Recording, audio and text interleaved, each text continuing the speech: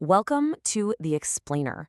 Today, we're diving into a really fundamental question about the very origins of Islam, and we're going to be looking at a source that puts one of its most critical historical pillars under the microscope.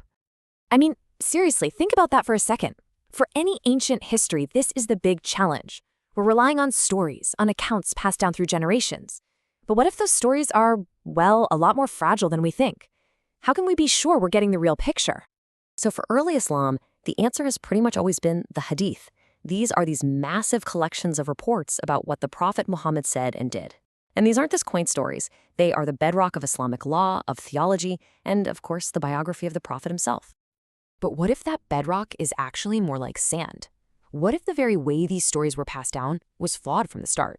According to the source material for this explainer, there's a serious case to be made that the foundations are incredibly shaky. And to see why, we need to start with the absolute basics. Okay, first things first, we have to understand exactly what we're dealing with here. What actually is a hadith? What are its component parts? So think of it like this. A hadith is basically a quote that comes with its own list of sources. You've got two main parts. The matan, which is the actual text, the story itself. The Prophet said this or the Prophet did that. And then you have the isnad, which is the chain of reporters. That's the part that says, I heard this from Steve, who heard it from Jane, who heard it all the way back from someone who was there with the Prophet. That chain, that isnad, is supposed to be its guarantee of authenticity. But that's exactly where the trouble starts. The first major problem isn't just about who told the story, but when it was all happening. The timeline itself throws up a huge, huge red flag. Just look at the size of that gap. We are talking about more than 100 years, a full century, between the life of the Prophet and when people started to systematically write these stories down. For over 100 years, these accounts existed almost entirely in people's memories, passed down from person to person. It was basically a massive, century-long game of historical telephone.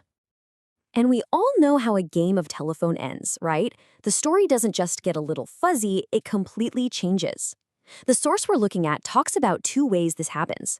You've got vertical mutation, where a story changes as it's retold down a single chain.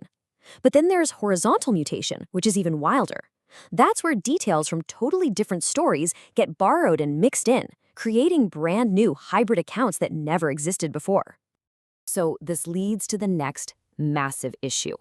If the stories themselves are changing and morphing, it creates this really powerful incentive to make their origins, those isnads, look as impressive as possible. And the key word here is retroprojection. It sounds a bit academic, but the idea is actually super simple. It means taking a saying or an opinion that really started with a much later scholar and just attributing it to someone way more important from the past. And who's the most important figure? The Prophet. Why would you do this? To win an argument, to give your idea more weight. It literally created an arms race for authority. I mean, it's pretty obvious when you look at it like this, right? If you're in a debate, which of these two statements is going to win? Some scholar's opinion or a direct quote from the Prophet himself? It's a no-brainer. So there was this constant systemic pressure to push these sayings further and further back in time, creating better and better looking chains of transmission along the way. And this leads to this absolutely wild paradox. You'd think that a hadith with a perfect, solid, unbroken chain going all the way back to the Prophet would be the most authentic one. But the evidence suggests the complete opposite. A chain that looks a little too perfect, a little too clean, is often a dead giveaway that it was actually fabricated much later on by someone who really knew how to make it look good. Okay, so if the chains of evidence can be faked, how in the world does a historian play detective? How do you trace a story back to its real source? Well, for a long time, the main tool in the detective's kit was this one specific theory. It's called the common link theory, and the logic seems pretty solid at first. Let's say you hear the same rumor from 5 different people, and when you ask them where they heard it, you trace it back and find out all 5 of them heard it from one person, Bob. Well, the common link theory says Bob is probably the one who started it all. So this method was seen as the way to pinpoint the person who likely invented or first spread the hadith. For a long, long time, this was pretty much the gold standard for dating these reports. But, and this is a huge but, it turns out the detective's favorite tool is actually fundamentally broken. It's built on a massive assumption that, when you look closer, just doesn't hold up. So here's why it all falls apart. People didn't just transmit stories, they transmitted, and sometimes stole, the chains themselves. A later person could just copy a famous, respectable-looking isnad and slap it onto their story. Suddenly, what looks like 5 independent sources all pointing back to Bob isn't a coincidence at all. It's just imitation. Everyone's copying the same popular chain. Then you add in tricks like tadlis, which is where you deliberately hide a known liar or weak link in your chain, plus just straight-up forgery, and the whole method collapses. The common link isn't necessarily the inventor. They might just be the most popular person to attach a story to. So let's just take a breath and recap where we are. We have a full century of oral transmission where stories were guaranteed to change. We have really strong motives for people to make things up and to backdate them.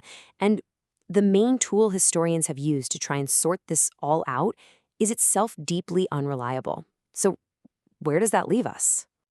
Well, according to the author of our source, it leads to this pretty stark conclusion. The default position for any historian looking at this material has to be skepticism. The burden of proof gets completely flipped on its head. You shouldn't assume a hadith is authentic until someone proves it's fake. You have to assume it's a later invention until you can find compelling evidence to the contrary. And that, right there, is the million-dollar question this analysis leaves us with.